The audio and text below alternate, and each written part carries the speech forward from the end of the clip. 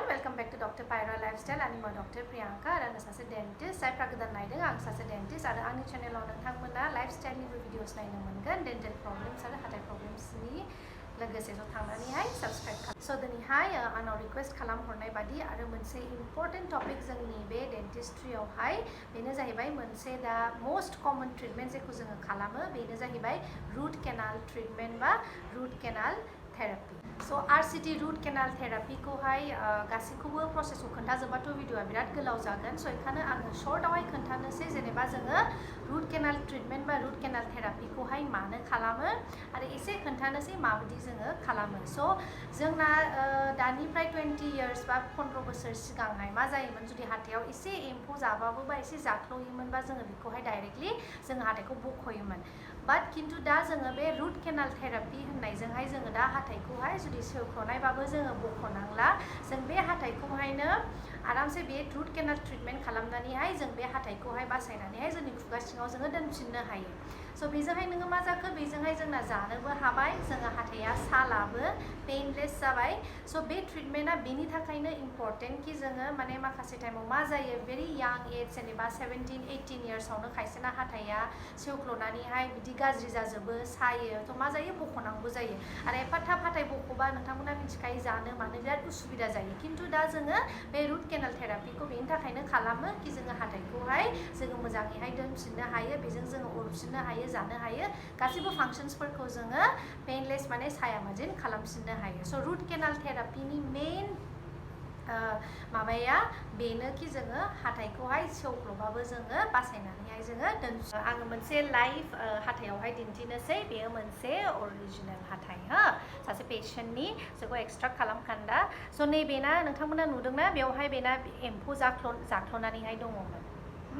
एम्फौ जाख्ल'नानै दङमोन. स' जोङो मा खालामो आरसिटिआव रुट केनाला आरो जोंना हाथाइफ्रा मेल्ला नैबायदि सिङावहाय रोदा थायो. बेयो गोजौनि हाथाइनि हागोमा. स' बेना नोंथांमोना नुदोंना बे फुरा बेजना मोनथाम रोदा थायो हो बिदिनो जोंना आलदा आलदा जेनेबा नैबे गाहाय हागोमाना जोंना ओमफ्राय नैबेबादि मोननै थायो हाथाइया नैबेबादि हाथाइ मोननै थायो बे गाहायनि बे गोजौनि. स' जोङो रुट केनाल थेरापिखौ बे सिंनि बिदि रुट्सआवहायनो जोङो खालामो क्योंकि इनफेक्शना बेनिफ्रायहायनो थाङै थाङै गाहायाव थांनानैहाय हाथाइ मोदोमा बुहैयो. स' जोङो मा खालामो नैबे नोंथांमोना बे रोदाफोरखौ नुदोंना बे रोदानि जास्ट माबायावहाय नोंथांमोना हाथाइनि सिङावहाय मोनसे मोनसे गुदुं बादि थायो हो केनाल्स थायो बेखौ नुवा जानो हागौ बेफोरबादि फिसा फिसा फिसा सिङावहाय गुदुं मोनसे केनाल थायो. थ' जोङो आरसिटि खालामबा मा खालामो बेखौनो जोङो हाथाइ एम्फौआ जुदि बहाय गोसोम जादोंबा बेखौ जोङो ड्रिल खालामै खालामै खालामै जोङो बै गुदुंखौ बै केनालखौ जोङो नागिरहैनांगौ जायो. स' बिराद प्रिसाइसलि खामानि बिराद खस्थ'बो बेखौ नागिरनाया एखमबा मालाबा केनालखौ मोनाबा बिराद उसुबिदाबो जायो. माखासे खायसेफोरना थिक लकेशनाव थायो खायसेफोरना थाया. थ' जोङो बे गुदुं सिंखौहाय जोङो नागिरहैनानैहाय जोङो मा खालामो स' नैबेबादि मोनसे बेफोरखौहाय फाइल्स होनो नैबेबादि मोनसे निडल हा. थ' जोङो जेब्ला बे गुदुंखौ जोङो मोनहैयो होमबा जोङो बे आरामसे बिदि सिङावहाय बे फाइल्सखौ जोङो बिदि सोहरो.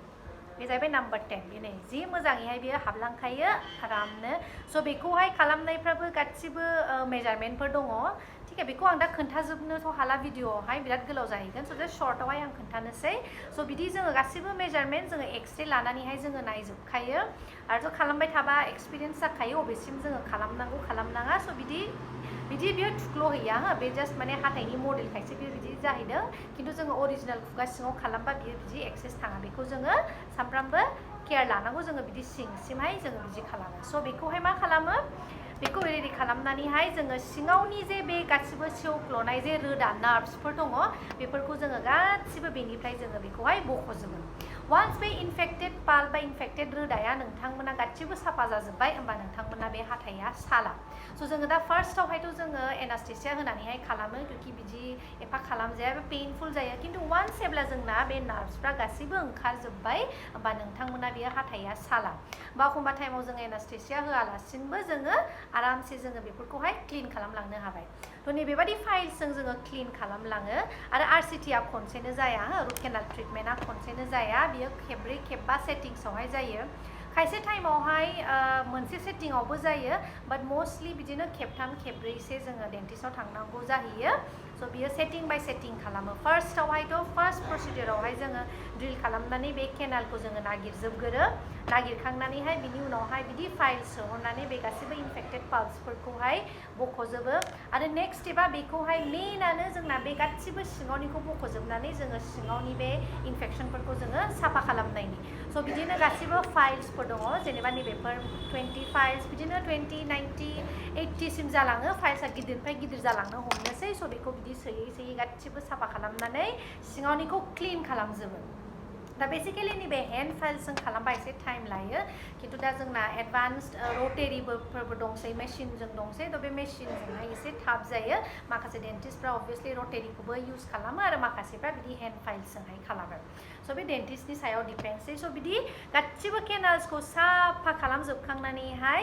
जोङो मा खालामो बेनि सिङावहाय जोङो माखासे सल्युसन लायो जोङो बेखौहाय इन्ट्रामेडिकामेन्ट होनो मेडिसिन बादि स' बेफोरजोंहाय जोङो गासिखौबो बे केनेल सिङावनिखौ जोङो साफा खालामहरजोबो ओमफ्राय साफा खालामनानै दाथ' बे हाथायावहाय रोदा गैला नालाय स' बे हाथाया नोंथांमोना बेसिकेलि माने बेयो हाथाया थैबाय स' इन फिउचार नोंथांमोना बिनि सायावहाय जेबो आरो पेन नोंसोरो फिल खालामनाय नंला बाट खिन्थु नोंथांमोना हाथायाबो थाबाय खुगा सिङावहाय खिन्थु हाथाया थैनानै थाबाय स' नोंथांमोना बेयावहाय बेजोंहाय अरनोबो हाबसिनबाय जाबसिननोबो हाबाय स' मेइन फांसना बेनो स' माने हाथायखौ फोथैनानैहाय दोनबाय स' गासिबो बेना रोदाफोरखौ गासिबो इनफेक्टेडखौ बख'जोब्बाय नालाय स' दा लास्टआवहाय जोङो मा खालामो मोनसे नैबेखौ गटापर्चा पइन्ट होनो हा बियो जाहैबाय जोंना आर्टिफिशियेल रोदा बादि बियो खामानि खालामो स' बे गटापर्चा पइन्टखौहाय नैबेबादि जायो नैबेबादि गटापर्चा पइन्ट होनो स' बेखौहाय जोङो बिदि मोनसे गावबा गावनि केनेलावहाय बिदि सोहरो बे आरामसे गावबा गाव थांखायो आरामनो बिदि मोनसे मोननै मोनथाम जोङो गासिखौबो बेखौहाय बिदि सिङावहाय सोहरजोबो हाथायाव बिदि सोखांनानै जोङो मा खालामो एसे गुदुं जोंना मोनसे इन्सट्रुमेन्ट्स दङ इलेक्ट्रिक प्लागार होननानैहाय बेजोंहाय जोङो बेखौहाय ओरैहाय मेल्ट खालामहरो बेजोंहाय जोङो गुदुंखौ होबा बियो हारसिंनो बियो मेल्ट जाखायो स' बियो मेल्ट जानानैहाय मा खालामहैयो बे गासिबो नोंथांमोना जे जोङो रोदाखौ बख'दों नैबेसोर रुट्सआवहाय नैबेफोर गाहायावहाय बे गासिबो मोजाङै फिल जाहैनोसै बेयो जाहैबाय मेडिसिन बियो मुलि बादि खामानि खालामो थ' बियो गासिबो रोदाखौ फिल जाहैनोसै नालाय जुदि नोंथांमोना गाहायफ्राव माबाफोर इनफेक्सन जानानै दंमोन सिगांनि स' बियो लासैनो मोजां जानो हमनोसै आरो हाथाया नोंथांमोना गोरा थाबसिनोसै स' जोङो बेखौहाय गुदुंजों माबानानै बे गासिबो मेल्ट खालामनानै जाहैनानै बिनि सायावहाय जोङो बेखौहाय फिल खालामनोसै आं खिन्थाखाबाय फिलिं जों माजों खालामो कम्पोजिट फिलिं बा माबा फिलिं जोङो बेखौहाय खालामो स' लास्टआव बे जोब्बाय स' जोङो मा जायो एखमबा टाइमावहाय हाथाय खायसेफोरना एकदम जाख्ल'नाय थायो स' माने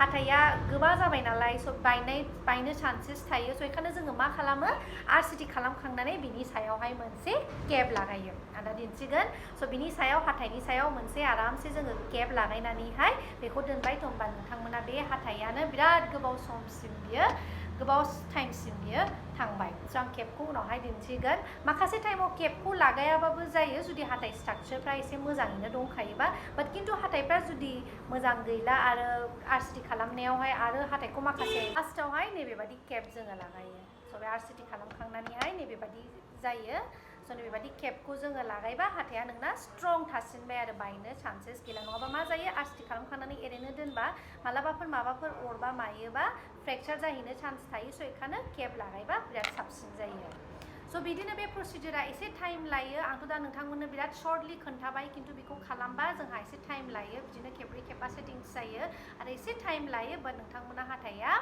बहुद मोजां माने हाथाय बख'नाय RCT प्लास केपनि कस्टफ्रा एसे बारा जायो आरो नर्मेल माबानिफ्राय जेनेबा हार डेन्टिस्टना एसे आलदा बेसिकेलि RCTआवहाय जोंना बिदिनो 3-4,000 3 to 4,000 से लायो आरो बे केपखौ जुदि लागायनोबा केपनि प्राइसआ रुट केनाल ट्रिटमेन्टनि बारैहाय दिनैहाय मिन्थिबाय माखौ होनो रुट केनाल ट्रिटमेन्ट जुदि भिडिअखौ मोजां मोनदोंबा please like comment share and subscribe आरो माबाफोर डाउट्सफोर दङबा माबाफोर सोंहरनांगौबा आंनो कमेन्ट बक्सआवहाय आंनो सोंहरनो हागोन थेंक इउ लास्टआव नैबे कमप्लिट RCT जाखांबा नोंथांमोननि हाथाया बेबादि नुयो एक्सरे